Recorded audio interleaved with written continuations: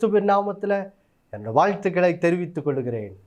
பிதாவாகிய தேவனாலும் நம்முடைய கர்த்தராகிய இயேசு கிறிஸ்துவினாலும் உங்கள் எல்லோரோட வாழ்விலும் கிருபையும் சமாதானமும் உண்டாவதாக என்று சொல்லி உங்களை வாழ்த்துவதிலே நான் மிகுந்த மகிழ்ச்சி அடைகிறேன். தேவ பிள்ளைகளே, நாம் 1 சங்கீதம் 3வது வசனத்திலிருந்து கனி கொடுக்கும் வாழ்வு என்ற தலைப்பின் கீழ் தியானித்து வருகிறோம்.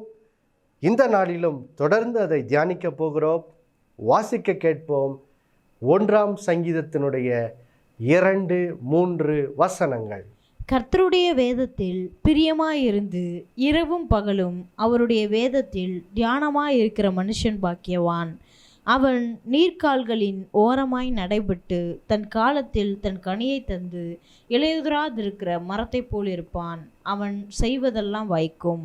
தேவ பிள்ளைகளே, நாம் இந்த 2024 வருஷத்தின் முதல் வாரத்திலிருந்து இந்த கர்த்தர் நமக்கு கொடுத்திருக்கிற இந்த வருஷத்துக்கான அந்த வார்த்தை 3வது வசனம், அவன் தன் காலத்தில் தன் கனியை தந்து இலையுதிராதிருக்கிற மரத்தை போல் இருப்பான், அவன் செய்வதெல்லாம் வாய்க்கும் என்ற அந்த வாக்குத்தத்த வார்த்தையினுடைய நிறைவேறுதலை நாம் நம்முடைய வாழ்வில் எப்படி பெற்றுக்கொள்வது என்ற சத்தியங்களை தான் தியானித்து வருகிறோம்.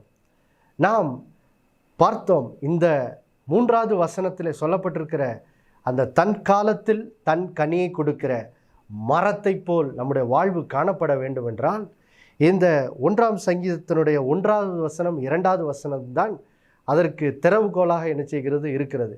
ஆதலால் நாம் முதலாவதாக 1வது வசனத்தை தியானித்தோம். நாம் பார்த்த காரியம் என்னவென்றால், இந்த 1வது வசனத்தில் முதலாவது, துன்மார்க்கருடைய ஆலோசனையில் நடவாமல், பாவிகளுடைய வழியில் நில்லாமலும், பரியாசக்காரர் உட்காரும் இடத்தில் உட்காராமலும் என்ற அந்த வார்த்தையை நாம் பார்த்தோம். முதலாவது, இந்த வசனம் ஒரு ரட்சிக்கப்பட்ட தேவனுடைய பிள்ளை எப்படி வாழ்கிறான் என்பதை பற்றி சொல்லுகிறது. அப்படி சொல்லும்போது இந்த வசனம் பாவிகள் எப்படி நடக்கிறார்கள் என்பதை தெளிவாக என்ன செய்கிறது சொல்லுகிறது. எப்படி ஒரு மனிதன் படிப்படியாக பாவத்துக்குள் போகிறான். முதலாவது, அவன் துன்மார்க்கருடைய ஆலோசனையில் நடக்கிறான். அடுத்தது, பாவிகளுடைய வழியில் நிற்கிறான். முடிவிலே பரியாசக்கார உட்காரும் இடத்தில் போய் உட்கார்ந்து எப்படி பாவத்துக்கு அடிமையாகிறான் என்பதையெல்லாம் பார்த்தோம். முதலாவது அதை பார்த்துவிட்டு, எப்படி ஒரு ரட்சிக்கப்பட்ட தேவனுடைய பிள்ளை இப்படி வாழக்கூடாது, வாழ்வது இல்லை என்று சொல்லி நாம் என்ன செய்தோம், பார்த்தோம். அப்போது தேவனுடைய பிள்ளைகள் எப்படி வாழுகிறார்கள்?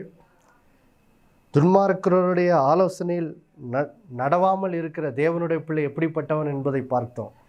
அது சங்கீதம் 34 8வது வசனத்தின் பின்பகுதியில் நாம் பார்த்தோம். எப்படி ஒரு ரட்சிக்கப்பட்ட தேவனுடைய பிள்ளை கர்த்தர் மேல் ஒவ்வொரு நாளும் நம்பிக்கை வைத்து வாழுகிற மனுஷனாக என்ன செய்கிறார், இருக்கிறான். அவன் கர்த்தரை நம்பி எல்லா காரியத்தையும் செய்கிறவனாக இருக்கிறபடியால் அவன் துன்மார்க்கருடைய ஆலோசனையில் நடப்பதில்லை என்று சொல்லி நாம் இப்படியாக இந்த 1வது வசனத்தினுடைய ஒரு தெளிவான புரிந்து கொள்ளுதலை நாம் என்ன செய்தோம், பெற்றுக்கொண்டோம். அடுத்ததாக நாம் இப்பொழுது 2வது வசனத்தை தியானிக்க ஆரம்பித்தோம். கர்த்தருடைய வேதத்தில் நாம் எப்படி பிரியமுள்ளவர்களாய் மாறுகிறோம் என்று சொல்லி பார்த்தோம். எப்படி நம்முடைய ஆவிக்குரிய மனக்கண்கள் திறக்கப்பட்டு வேதத்திலிருந்து இயேசுவின் அன்பை, அந்த சிலுவையின் அன்பை புரிந்து கொள்ளும்போது எப்படி நாம் கர்த்தருடைய வேதத்தின் மேல் பிரியமுள்ளவர்களாய் மாறுகிறோம் என்பதை நாம் பார்த்து, கடந்த வாரத்திலிருந்து எப்படி வேதம் நம்முடைய பிரியமாய் மாறும்போது அதை எப்படி நாம் இரவும் பகலும் தியானிக்கிறவர்களாய் நம்முடைய வாழ்க்கை மாறுகிறது என்ற சத்தியத்தை நாம் பார்க்க ஆரம்பித்தோம். குறிப்பாக கடந்த வாரத்திலிருந்து இந்த வேத வசனத்தை எப்படி தியானிப்பது என்று சொல்லி நாம் கற்றுக்கொள்ள ஆரம்பித்தோம். தியானிப்பது என்றால் என்ன அப்படிங்கிறதை பார்க்க ஆரம்பித்தோம். தொடர்ந்து இந்த நாளிலே இந்த சத்தியத்தை இன்னும் நாம் ஆழமாக என்ன செய்ய போகிறோம், பார்க்க போகிறோம். தேவ பிள்ளைகளே, அதற்கு சங்கீதம் 77க்கு மறுபடியும் நாம் செல்வோம். பாருங்கள், சங்கீதம் 77. அங்கே நாம் கடந்த வாரத்தில் இந்த சங்கீதத்திலிருந்து தியானிக்கிறது என்ற வார்த்தையினுடைய அர்த்தத்தை நாம் புரிந்து கொள்ள ஆரம்பித்தோம். வாசிக்க கேட்போம். சங்கீதம் 77 11வது வசனம் 12வது வசனம். கர்த்தருடைய செயல்களை நினைவு கூறுவேன், உம்முடைய பூர்வ காலத்து அதிசயங்களையே நினைவு கூறுவேன். உம்முடைய கிரியைகளை எல்லாம் தியானித்து உம்முடைய செயல்களை யோசிப்பேன் என்றேன். பாருங்கள் தேவ பிள்ளைகளே, நாம் வசனத்தை தியானிப்பதென்றால் என்ன அப்படிங்கிறதை, அதனுடைய அர்த்தத்தை நாம் கடந்த வாரத்தில் புரிந்து கொள்ள ஆரம்பித்தோம். பாருங்கள் தேவ பிள்ளைகளே, வசனத்தை தியானிக்கிறது என்றால் என்ன அர்த்தம்? அதற்கு ஒரு சிறந்த எடுத்துக்காட்டு என்னவென்றால், பாருங்கள், இந்த மாடுகள் பாருங்கள், அது முதலாவது போய் என்ன செய்யும்? புல்லை போய் மேயும். புல்லை மொத்தமாக என்ன செய்கிறோம்? மேய்ந்து பாருங்கள், இந்த மாட்டினுடைய வயிற்றிலே பல பகுதிகள் இருக்குமா. அப்போது அந்த இடங்களில் போய் அந்த அந்த தின்ன புல்லெல்லாம் போய் என்ன செய்கிறோம்? அது சேமித்து வச்சிரும். பிறகு அது புல்லை மேய்ந்த பிறகு அது போய் மெதுவாக என்ன செய்யுமா? நிழலில் உட்காந்துட்டு அந்த பாருங்கள், அந்த வயிற்று பகுதியில் சேமித்து வச்ச அந்த புல்லுகளை அது என்ன செய்யும்? திரும்ப வெளியே எடுத்து அது ஒவ்வொன்றாக அந்த புல்லை என்ன செய்யும்? நன்றாக இப்போ என்ன செய்யும்? அதை பாருங்கள், அது இப்போ அதை வந்து சவைக்க ஆரம்பிக்கும். அதை நல்லா அந்த புல்லினுடைய மொத்த நன்மைகளையும் பெற்றுக்கொள்ளும்படி அது ஒவ்வொன்றாக வாயில் வைத்து அதை என்ன செய்யும்? நல்லா சவைச்சி பாருங்கள், அதனுடைய முழு நன்மை அதை என்ன செய்யும்? பெற்றுக்கொள்ளும். அப்போது பாருங்கள் தேவ பிள்ளைகளே, இந்த செயல் வந்து தியானம் என்ற வார்த்தைக்கு தெளிவான ஒரு அர்த்தத்தை நமக்கு என்ன செய்யுது? புரிந்து கொள்ள வைக்குது. பாருங்கள், நம்ம இப்படிப்பட்ட டிவி நிகழ்ச்சிகளை பார்க்கும்போது, அடுத்ததாக நாம் சபையிலே சென்று வேத வசனத்தை கேட்கும்போது, அடுத்தது நாம் ஒவ்வொரு நாளும் காலையிலே வேத வசனங்களை வாசிக்கும்போது, இப்போ நம்ம என்ன செய்கிறோம்? இதெல்லாம் எப்படின்னா, மாடு போய் புல்லை மேய்கிற மாதிரி போகிறோம், சபைக்கு போகிறோம், இப்போ அந்த டிவி நிகழ்ச்சியை கேட்குறோம், வசனங்கள் முழுமையாக என்ன செய்கிறோம்? கேட்டுக்கொள்கிறோம். அது வசனத்தை என்ன செய்கிறோம்? உள்வாங்கி கொள்கிறோம். ஆனால் வசனத்தை ஒரு தடவை கேட்டுட்டு பாருங்க அப்படியே விட்டுட்டோம்னா அந்த வசனத்தினுடைய நன்மையை நம்ம என்ன செய்ய முடியாது? பெற்றுக்கொள்ள முடியாது. அந்த வசனம் என்ன சொல்லுது, அதனோட அர்த்தத்தை நாம் முழுமையாக என்ன செய்ய முடியாது? புரிந்து கொள்ள முடியாது. அப்போது நாம் கேட்ட வசனம், வாசித்த வசனத்தினுடைய முழு அர்த்தம், அதன் மூலமாக கர்த்தர் நமக்கு தெளிவாக என்ன பேசுகிறாரு, கர்த்தர் இந்த வசனத்தின் மூலமாக எனக்கு என்ன சொல்ல விரும்புகிறார், இந்த வசனத்தினுடைய அர்த்தம் என்ன அப்படிங்கிற முழு புரிந்து கொள்ளுதல் நாம் பெற்றுக்கொள்ள வேண்டும் என்றால், அந்த வசனத்தை கேட்ட பின்பு இப்போ நம்ம என்ன பண்ணணும் பாருங்கள். இந்த 11வது வசனத்தில் அழகாக வேதம் என்ன செய்ய சொல்லுது? என்ன சொல்லுது? நான் கர்த்தருடைய செயல்களை என்ன செய்வேன்? நினைவு கூறுவேன். உம்முடைய பூர்வ காலத்து அதிசயங்களை எல்லாம் என்ன செய்வேன்? நினைவு கூறுவேன் அப்படிங்கிற. அப்போ இதுதான் பாருங்கள் தியானத்தினுடைய அர்த்தமாக இருக்குது. என்ன பண்ணணும் பாருங்கள், இந்த வசனத்தோட இன்னொரு வசனத்தையும் சேர்த்து வாசிக்க கேட்போம். யோசுவா 1ஆம் அதிகாரம் 8வது வசனத்தை நாம் வாசிக்க கேட்போம். இப்போ என்ன தியானிச்சுக்கிட்டு இருக்கோம்? வசனத்தை எப்படி தியானிக்கிறது, தியானித்து எப்படி நம்ம கேட்ட வசனத்தினுடைய முழு பயனை எப்படி பெற்றுக்கொள்வது, அதை தான் நாம் என்ன செய்கிறோம்? பார்த்து கொண்டு வருகிறோம். யோசுவா 1ஆம் அதிகாரம் இப்போது 8வது வசனத்தை நான் வாசிக்க கேட்போம். இந்த நியாயப்பிரமாண புஸ்தகம் உன் வாயை விட்டு பிரியாதிருப்பதாக, இதில் எழுதியிருக்கிறவைகளின்படியெல்லாம் நீ செய்ய கவனமாயிருக்கும்படி இரவும் பகலும் அதை தியானித்து கொண்டிருப்பாயாக. அப்பொழுது நீ உன் வழியை வாய்க்க பண்ணுவாய், அப்பொழுது புத்திமானாயும் நடந்து கொள்வாய். பாருங்கள் தேவ பிள்ளைகளே, இப்போது வசனத்தை எப்படி தியானிப்பது அப்படிங்கிறது குறித்த விளக்கத்தை இன்னும் தெளிவாக இந்த வசனம் நமக்கு என்ன செய்து கொடுக்குது. பாருங்கள், நம்ம என்ன செய்யணுமா, இந்த வசனத்தின் யோசுவா 1:8 முன்பகுதி சொல்லுது, இந்த நியாயப்பிரமாணம், இந்த வேத புஸ்தகத்தில் உள்ள வசனங்கள் உன் வாயை விட்டு என்னது பிரியாதிருப்பதாக. அப்போது இந்த வசனங்களை நம்ம கேட்ட பிறகு நம்ம இந்த வசனங்களை என்ன செய்யணும்? நம்முடைய வாயில் வைத்து நாம் மட்டும் கேட்கும்படியாக மௌனமாக என்ன செய்யணும்? நமக்கு நாமே பேசிக்கொள்ளணும். அதான் தியானத்தினோட அர்த்தம் பாருங்கள். நமக்கு நாமே அதை என்ன செய்கிறது? பேசிக்கொள்கிறது. பேசும்போது என்ன ஆகுது? இப்போது நம்ம கேட்ட வசனங்களெல்லாம் என்ன செய்கிறோம்? நினைவு கூறுகிறோம்.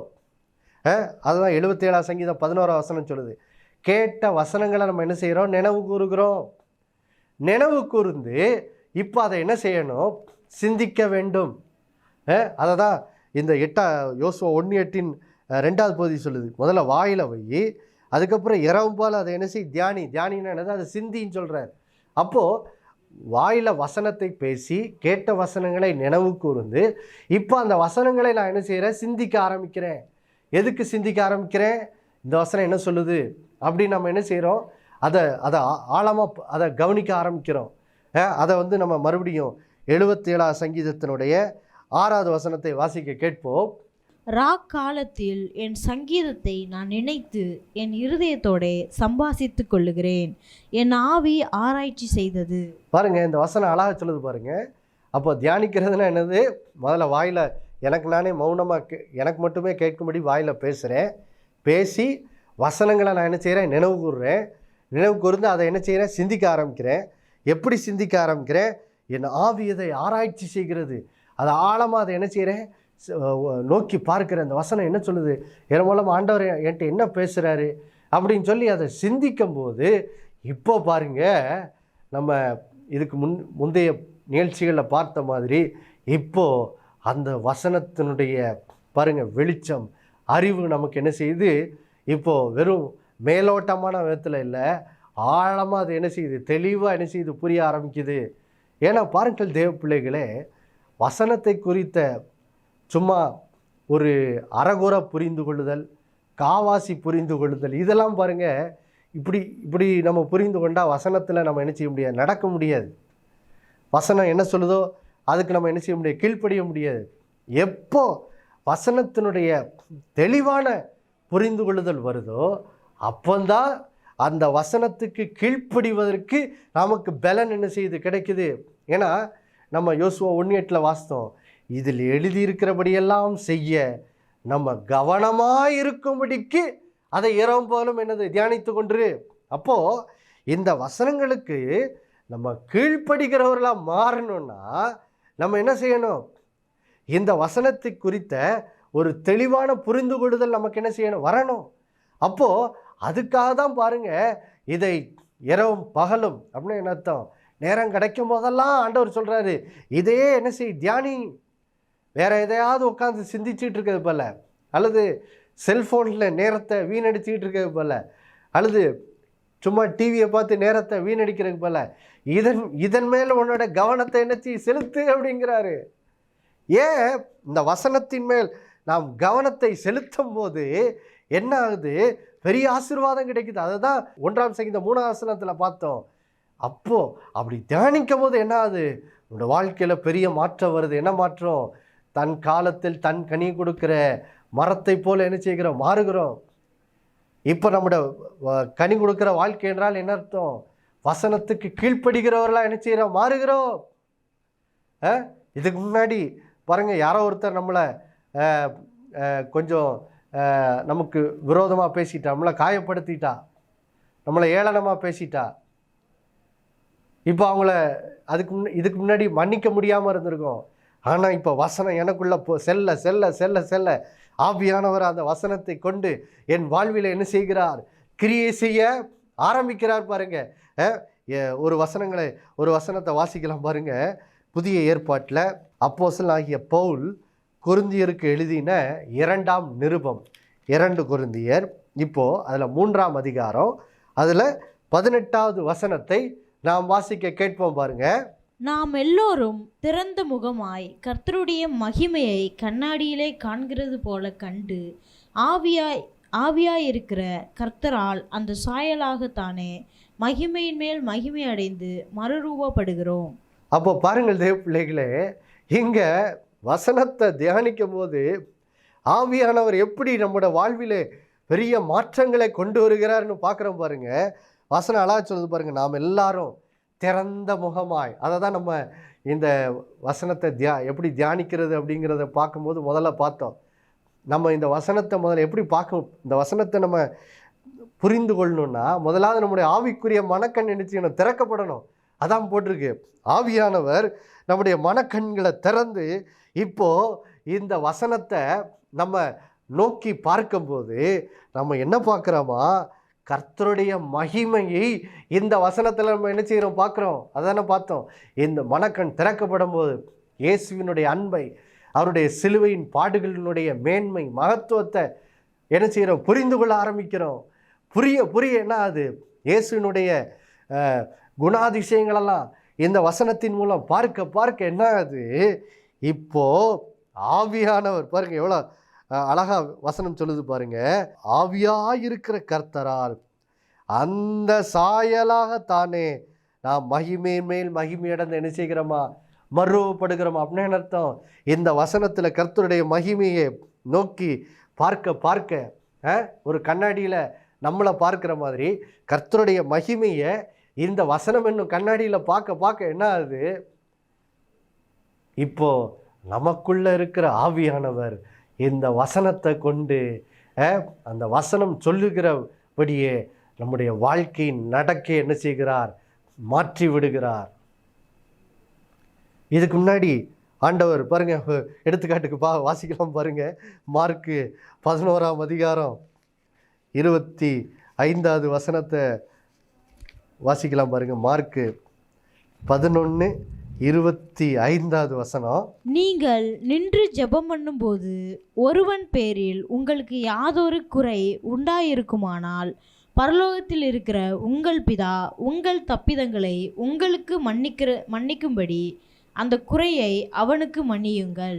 பாருங்க, இங்க ஆண்டவர் சொல்றாரு, நீ நின்று ஜெபித்து கொண்டிருக்க போது ஒருவேளை யார் பேர்லையாவது உனக்கு ஒரு கசப்பு இருந்தா, யார் பேர்லையாவது உனக்கு ஒரு முறுமுறுப்பு விரோதம் இருந்தா, இப்போ என்ன பண்ணு, பரலோகத்தில் இருக்கிற உன் பிதா உன்னுடைய தப்பிதங்களை மன்னிக்கும்படி நீ அவங்களோட குறை என்ன செய்ய மன்னி அப்படின்னு சொல்கிறாரு. இதுக்கு இணையான இன்னொரு வசனத்தை வாசிக்கலாம் பாருங்க. மத்தேயு 5ஆம் அதிகாரம் 23-24வது வசனத்தை வாசிக்க கேட்போம். ஆகையால் நீ பலிபீடத்தில் உன் காணிக்கையை செலுத்த வந்து உன் பேரில் உன் சகோதரனுக்கு குறை உண்டென்று அங்கே நினைவு கூறுவாயாகில் அங்கே தானே பலிபீடத்தின் முன் உன் காணிக்கையை வைத்துவிட்டு போய் முன்பு உன் சகோதரனோட ஒப்புரவாகி பின்பு வந்து உன் காணிக்கையை செலுத்து. பாருங்க, இங்கே வேதவசனம் அழகாக சொல்லுது பாருங்க. இன்னைக்கு பாருங்க, நிறைய நேரம் மனுஷர்கள் என்ன நினைக்கிறாங்கன்னா, நான் எப்படி வேணாலும் வாழலாம், சண்டை போடலாம், என் கூட பிறந்தவங்களோட சண்டை போடலாம், அவங்களோட பேசாமல் இருக்கலாம், அப்படிலாம் செஞ்சுட்டு, ஆனால் கடவுளுடைய கிருபை எனக்கு தேவை, அது இல்லைன்னா என்னால் இந்த உலகத்தில் என்னது வாழ முடியாதுன்னு எல்லா மனுஷனுக்குமே என்னது தெரியுது. அதனால் என்ன பண்ணுறது, சர்ச்சுக்கு போய் ஒரு காணிக்கை மட்டும் போட்டு வந்துடும். காணிக்கை போட்டால் கடவுளை பிரியப்படுத்திடலாம். ஆனால் நம்ம எப்படி வேணாலும் என்ன செய்யலாம், வாழலாம். இதுதான் உலகத்தில் உள்ள மனுஷர்கள் கடவுளை இப்படி தான் என்ன செய்யறாங்க, புரிஞ்சு வச்சுருக்காங்க. ஆனால் இயேசுவை சந்திக்கும் போது தான் நம்முடைய தேவன் எப்படிப்பட்டவருங்கிறத உண்மையான விதத்தில் என்ன செய்யறோம், புரிந்து கொள்கிறோம். இங்கே ஆண்டவர் சொல்கிறாரு, நீ காணிக்கையை படைக்க வரும்போது இப்போ ஒரு சகோதரனுக்கு உனக்கும் ஒரு சண்டை இருக்குது, அவனை நீ பகைச்சிக்கிட்டு இருக்க அப்படின்னா ஆண்டவர் சொல்கிறாரு, காணிக்க போடுறது அப்புறம் பார்த்துக்கலாம், முதல்ல போய் என்னச்சு சகோதரனோட என்ன செய்ய ஒப்புரவாகு, சண்டை போடுறதை நிறுத்து, ஒருத்தரை மன்னிச்சு என்ன செய்யுங்க, அணைச்சி கொள்ளுங்க, அன்பா வாழுங்க அப்படிங்கிறார் ஆண்டவர். இதுக்கு முன்னாடி பாருங்க, இந்த வசனங்களுக்கெல்லாம் கீழ்ப்படி என்னது மனசு வரல. ஆமாம், அது எப்படி, அவன் எனக்கு விரோதமாக இப்படி பண்ணிட்டானே, நான் எப்படி என் சகோதரனை மன்னிக்கிறது, நான் என் சகோதரி எப்படி மன்னிக்கிறது, அப்படி தான் பாருங்க மனசில் வருது, பகை வருது. ஆனால் இப்போ இயேசுவின் அன்பை பார்க்க என்னது வேதம் சொல்லுது, நான் ஒரு பாவியா ஆண்டவருடைய பார்வைக்கு முன்பாக, நான் அவருடைய கற்பனையை மீறின பாவியா, ஐயோ நான் கடவுளுடைய சமூகத்தில் ஒரு குற்றவாளியா, ஐயோ நான் நரகத்துக்குரியவனா அப்படின்னு நான் பார்க்குறேன். ஆனால் அடுத்த பக்கத்தில் ஆண்டவர் காட்டுறாரு, பாருப்பா நீ குற்றவாளி தான், நரகத்துக்கு தான் போகணும், ஆனால் உன்னுடைய குற்றங்களை மன்னிக்கும்படி என்னுடைய குமாரனாகி இயேசுவை நான் சிலுவையில் தண்டித்து உன் பாவத்தை நான் இலவசமாக என்ன செய்கிறேன், மன்னித்திருக்கிறேன் அப்படின்னு நம்ம வேதத்திலேருந்து பார்க்க இப்போ என்ன அது, ஓ இதுதான் ஆண்டோட அன்பா, அப்படியா இந்த அளவுக்கு என்ன அன்பு கூர்ந்திருக்காரா அப்படின்னு இப்போ பார்க்க என்ன வருது, இப்போது அந்த அன்பின் சுபாவம் என்ன செய்யுது, நம்மளை நிரப்ப ஆரம்பிக்குது. ஆவியானவர் நமக்குள்ள அந்த அன்பின் சுபாவத்தை என்ன செய்கிறாரு, உருவாக்க ஆரம்பிக்கிறாரு. உருவாக்க இப்போ என்ன வருது, எந்த சகோதரனை சகோதரியை இப்போ மன்னிக்க முடியலையோ அந்த சகோதரனை மன்னிக்கும்படி இப்போ இருதயத்தில் ஆவியான ஒரு மாற்றத்தை என்ன செய்கிறார், உண்டு பண்ணுறாரு. உண்டு பண்ணோடனே இப்போ எந்த சகோதரனை மன்னிக்க முடியலையோ இப்போ அந்த சகோதரனை என்ன செய்ய முடியுது, மன்னிக்க முடியுது. இதுவரைக்கும் யாரை மன்னிக்க முடியாமல் இருந்தானோ, எந்த நண்பரை, ஒருவேளை கணவன் மனைவியை மன்னிக்க முடியாமல் இருக்கலாம், சில நேரம் பெற்றோர் பிள்ளைகளை கூட மன்னிக்க முடியாமல் இருக்கலாம், பிள்ளைகள் பெற்றோரை மன்னிக்க முடியாமல் இருக்கலாம், மாமியாரை மன்னிக்க முடியாமல் இருக்கலாம், மருமகளை மன்னிக்க முடியாமல் இருக்கலாம். இதுக்கு முன்னாடி மன்னிக்க முடியாமல் இருந்தேன் நான். வேதத்தில் ஆண்டவருடைய அன்பின் அதிசயத்தை காண காண இப்போ ஆவியானவர் எனக்குள்ளே என்ன செய்கிறார், கிரியை செய்கிறார்.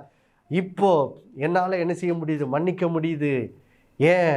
ஏன்னா இந்த வேத வசனத்தை நான் தியானிக்க இந்த வசனத்தையே நான் சிந்திக்க ஆவியானவர் இந்த வசனத்தை கொண்டு என்னுடைய சுபாவத்தை மாற்றுகிறார், என்னுடைய குணத்தை மாற்றுகிறார், என்னுடைய கடின இருதயத்தை உடைத்து எறிகிறார், வாழ்க்கை மாறுகிறது. அப்போ பாருங்க, இப்போ என்னால் என்ன செய்ய முடியுது, மன்னிக்க முடிகிறது.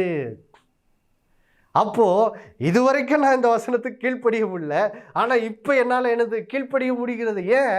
ஏன்னா வசனத்தை தியானிக்க இப்போ ஆவியாக இருக்கிற தேவன் எனக்குள்ளே இருந்து கொண்டு என்னை மாற்றுகிறார். தேவனுடைய சாயலாய் என் வாழ்க்கையை என்ன செய்கிறார், மாற்றுகிறார்.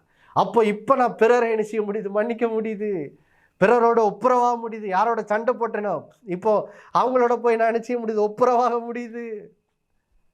அப்போ பாருங்கள் தேவ பிள்ளைகளே, அப்போ இப்படிலாம் நம்முடைய வாழ்விலே ஒரு சுபாவ மாற்றம், என்னுடைய நடக்கையிலே ஒரு மாற்றம் வரணும்னா, இயேசுவினுடைய குணாதிசயம் உடையவனா என் வாழ்க்கையில் நான் மாறணும்னா அது ஒரே நாளில் வராது. ஆண்டவர் சொல்கிறாரு, இந்த வசனத்தை நீ தியானிக்க தான் அந்த மன்னிக்கிற குணம், பகைங்கிற கூட மன்னிக்கிற குணம் அப்போ தான் என்ன செய்யும், வரும். சும்மா வராது பாருங்க. அந்த இயேசுவினுடைய அன்பின் சுபாவெல்லாம் தன்னால் வந்துடாது. அந்த சுபாவத்தில் நடக்கிறவர்களாக மாறணும்னா அந்த வசனத்தை நான் இரவு போலும் சிந்தித்து தியானித்து, அந்த வசனம் எனக்குள்ள ஆழமாக என் இருதயத்தில் பதிய தான் என் வாழ்க்கையில் என்ன செய்யுது, மாற்றம் வருது. பாருங்க, இன்னைக்கு நிறைய பேர் சொல்கிறாங்க, நான் பல வருஷமாக சர்ச்சுக்கு போகிறேன், அல்லது ஆண்டவரை அறியாதவங்க கர்த்தரை அறிஞ்சவங்கள குறித்து சொல்கிறாங்க. ஆமாம், இவங்க என்ன போங்க பல வருஷமாக சர்ச்சுக்கு போகிறாங்க, ஆனால் இவங்க வாழ்க்கை நடக்கவே பாருங்கள், ஒரு பரிசுத்தமும் இல்லை, எப்போ பார்த்தாலும் சண்டையாக தான் இருக்குது, பிறரோட அட்ஜஸ்ட் பண்ணி கூட போக தெரில அவங்களுக்கு. இவங்க போய் என்ன கிறிஸ்தவங்க அப்படின்னு சொல்லி சில நேரம் பாருங்க சாட்சி கேடு உண்டாது. ஏன் காரணம் என்ன? ஏன்னா இன்னைக்கு அநேகர் சர்ச்சுக்கு போகிறாங்க, வசனத்தை சும்மா கேட்குறாங்க, ஆனால் கேட்ட பிறகு வீட்டுக்கு வந்ததுக்கப்புறம் அந்த வசனங்களை என்ன செய்கிறது கிடையாது, தியானிக்கிறதே கிடையாது. நீங்கள் வசனத்தை தியானிக்காமல் உங்கள் வாழ்க்கையிலே உங்களுடைய குணாதிசயத்திலே மாற்றம் என்ன செய்யாது, வராது. ஒரு ஆழமான மாற்றம் வராது. ஒருவேளை மேலோட்டமான மாற்றம் வரலாம், ஆனால் ஒரு ஆழமான ஒரு மாற்றம், கிறிஸ்துவை போல் அன்பு கூறுகிற அந்த அன்பின் மாற்றம்லாம் எப்போ வரும்? வசனத்தை தியானிக்கிறவர்களாக நீங்கள் மாறும்போது தான் என்ன செய்யும், வரும். அப்போது இதுக்கு ஒரு அர்ப்பணிப்பு தேவை. பாருங்க, நான் வசனத்தை தியானிக்க போகிறேன்னு சொல்லி நம்மை நாம் என்ன செய்ய வேண்டும், அர்ப்பணிக்க வேண்டும். அர்ப்பணிக்க போதான் நம்முடைய வாழ்வின் சுபாவங்களில் மாற்றம் வருது. எப்படி மாற்றம் வருது பாருங்க, இந்த வசனம் மட்டும் வாசித்து முடிச்சிடலாம். நீதிமொழிகள் 6ஆம் அதிகாரம் 21வது வசனம் 22வது வசனத்தை வாசிக்க கேட்போம். அவைகளை எப்பொழுதும் உன் இருதயத்திலே அணிந்து அவைகளை உன் கழுத்திலே கட்டிக்கொள். நீ நடக்கும்போது அது உனக்கு வழிகாட்டும், நீ படுக்கும்போது அது உன்னை காப்பாற்றும், நீ விழிக்கும்போது அது உன்னோட சம்பாஷிக்கும். பாருங்க, ஆண்டவர் எவ்வளோ அழகாக சொல்கிறார் பாருங்க. பாருங்க, இந்த 21வது வசனத்தில் தியானிக்கிறது பற்றி தான் இப்படி சொல்கிறாரு. அவைகளை எப்பொழுதும் உன் இருதயத்தில் என்ன செய்ய அணிந்து அவைகளை உன் கழுத்தில் என்ன செய்ய கட்டிக்கொள். எதை பற்றி பேசுகிறாரு? எப்பவும் வாயில் மனதில் வார்த்தையை வைத்து சிந்திக்கிறது குறித்து பேசுகிறார், வசனங்களை தியானிக்கிறது குறித்து பேசுகிறார். அப்படி பேசும்போது என்ன ஆகுது, இப்போ பாருங்க அந்த வசனம் நாம் நடக்கும்போது என்ன அது வழிகாட்டுது. திடீர்னு வீட்டில் நம்ம இருக்கும்போது ஏதோ ஒரு காரியத்தில் இப்போ யோசிச்சு பாருங்கள், கணவன் மனைவிக்குள்ளே திடீர்னு ஏதோ ஒரு காரியத்தில் ஒரு கருத்து வேறுபாடு வருது. கருத்து வேறுபாடு வர்றதில் தப்பு இல்லை பாருங்கள். நம்ம எல்லாம் மனுஷங்க தான். கணவன் ஒன்று சொல்லுவாங்க, மனைவி ஒன்று சொல்லுவாங்க, கருத்து வேறுபாடுகள் இருக்க தான் செய்யும். ஆனால் அந்த கருத்து வேறுபாடு என்ன செய்யக்கூடாது, கசப்பாக சண்டையாக என்ன செய்திடக்கூடாது, மாறிடக்கூடாது.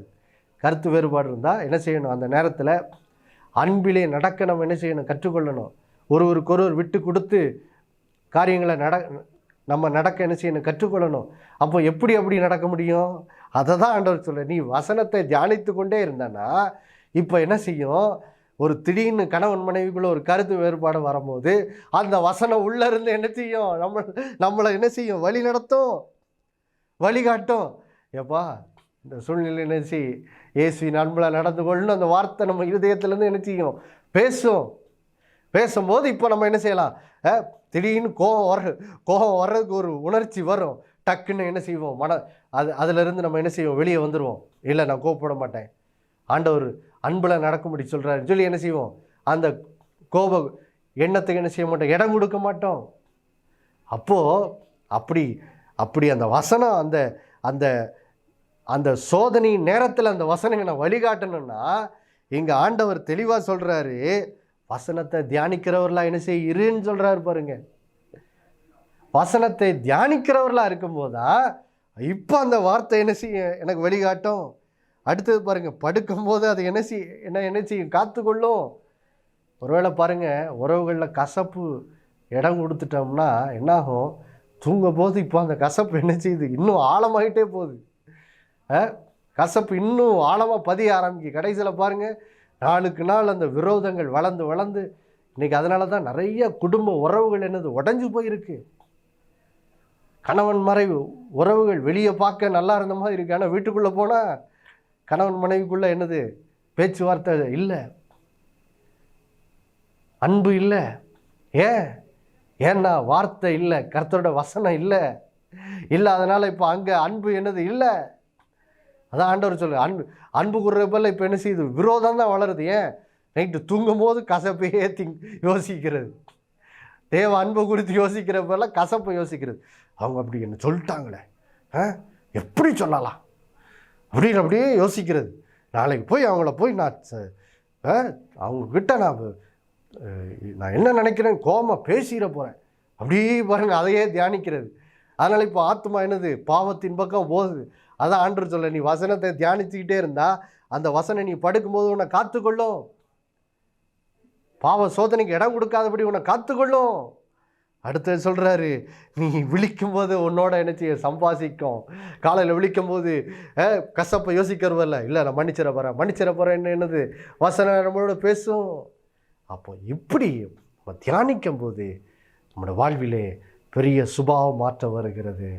ஆதலால் இந்த நாளில் கேட்ட வார்த்தையின்படி நம்ம வாழ நாம் எல்லாரும் கண்களை மூடி ஜெபிப்போமா? எல்லாரும் கண்களை மூடி ஜெபிப்போம். அன்புள்ள பரலோக பிதாவே, ஆண்டவராகிய இயேசு கிறிஸ்துவின் நாமத்தில் நம்முடைய சமூகத்தில் வருகிறப்பா, நாளில் கேட்ட அற்புதமான வார்த்தைகளுக்காக நன்றி ஆண்டவரே. வசனத்தை கேட்ட பிறகு திரும்ப அந்த வசனங்களை நினைவு கூர்ந்து அதை வாயிலேயே எங்களுக்கு நாங்கள் பேசி அந்த வசனத்தை ஆழமாக யோசிக்க எப்படி அந்த வசனத்தை கொண்டு நீர் எங்களுடைய சுபாவங்களை மாற்றுகிறீர் என்று சொல்லி இந்த அற்புதமான சத்தியத்தை நாங்கள் கேட்டோமே ஆண்டவரே. இந்த நாளிலும் கூட இந்த வசனத்தை கேட்டுக்கொண்டிருக்க ஒவ்வொருத்தருக்காக ஜெபிக்கிறப்பா. இன்னைக்கு பலர் ரட்சிக்கப்பட்டுட்டாங்க, ஆனால் வாழ்க்கையிலே அவர்களுடைய குணங்களில் சுபாவங்களில் ஒரு மாற்றம் இல்லாமல் இருக்குது. இன்னும் மனைவியை நேசிக்க முடியல, ரட்சிக்கப்பட்ட மனைவி ரட்சிக்கப்படாத கணவனை நேசிக்க முடியல, குடிகார கணவனை நேசிக்க முடியல, வாயில் ஒரே கெட்ட வார்த்தை, ஆண்டவரே என் வாழ்க்கையை மாறலையே, சுபாவனை மாற மாட்டேங்கேன்னு சொல்லி அநேகர் இன்னைக்கு அழுது கொண்டிருக்கிறார்கள். அல்லது அநேகர் இன்னைக்கு மாறணுங்கிற உணர்வே இல்லாமல் இருக்கிறாங்க. இதனால் நீர் அவர்களோடு பேசி இருக்கிறீரப்பா. உன் வாழ்க்கை மாற வேண்டும் என்றால் என்ன செய்ய வேண்டும் என்று பேசி இருக்கிறீர். இதனால் நம்முடைய பிள்ளைகள் இந்த உடைய வசனங்களை நீ தியானிப்பதற்கு தங்களை அர்ப்பணிக்கட்டும் ஆண்டவரே. ஏதோ இந்த நிகழ்ச்சியில் வார்த்தையை கேட்டுவிட்டு அப்படியே போகிறதில்ல, ஆலயத்துக்கு போய் வசனத்தை கேட்டு அப்படியே போகிறதில்ல, காலையில் வாசித்துட்டு அதுக்கப்புறம் அதை மறந்துறதில்லை. இல்லை, நாள் முழுவதும் அது அவர்கள் தியானமாய் மாறும்படி ஆண்டவரே நேரம் கிடைக்கும் போதில் அந்த வார்த்தைகளை எடுத்து நினைவு கூர்ந்து அதை வாயிலை அவங்க பேசி அந்த வார்த்தைகளையே எப்பொழுதும் யோசித்து தியானிக்கிறவர்களாய் மாற்றுங்கப்பா. அதன் மூலம் உடைய பிள்ளைகளோட வாழ்விலே ஆவியாய் இருக்கிற கர்த்தரால் அந்த சாயலாக தானே நம்முடைய பிள்ளைகள் மைமை மேல் மைமை அடைந்து ஆண்டவரை ஸ்தோத்திரம் அந்த ஆவியின் கனியாகிய ஆண்டவருடைய சுபாவங்களே நடக்கிறவர்களாய், அன்பிலே நடக்கிறவர்களாய் இந்த பிள்ளைகளோட வாழ்க்கையிலே ஒரு பெரிய மாற்றம் வரட்டும் ஆண்டவரே. அப்படியே நீ செய்கிறக்காய் நன்றி. அதன் மூலம் உடைய பிள்ளைகளுடைய வாழ்விலே பிரிந்து போன உறவுகளிலே சுகம் உண்டாகட்டும். கணவன் மனைவி குடும்ப உறவுகளில் இன்னும் அன்பு பெருகட்டும் ஆண்டவரே. குடும்பங்கள் தேவனுடைய ஆண்டவரே ராஜ்யமாக மாறட்டும். இயேசுவை வெளிப்படுத்துகிற நபர்களாய், குடும்பங்களாய் உடைய பிள்ளைகளுடைய குடும்பங்கள் வாழ்க்கைகள் மாற்றப்படட்டும் ஆண்டவரே. அதன் மூலம் அனைவருக்கு சாட்சியாய் மாறட்டும். பெரிய காரியங்களை செய்யுங்க. உடைய பிள்ளைகள் அதன் மூலம் செய்வதெல்லாம் செழிக்கட்டும், வாழ்விலே உயரட்டும். இயேசுவின் மூலம் வேண்டிக் கொள்கிறோம் நல்ல பிதாவே, ஆமேன். மறுபடியும் அடுத்த வாரம் சந்திக்கும் வரை உங்களை நினைப்பூட்டுகிறேன். இயேசுவே ஆண்டவர். ஒவ்வொரு நாளும் அவர் மேல் விசுவாசம் வைத்து வாழுங்கள். ஆமேன்.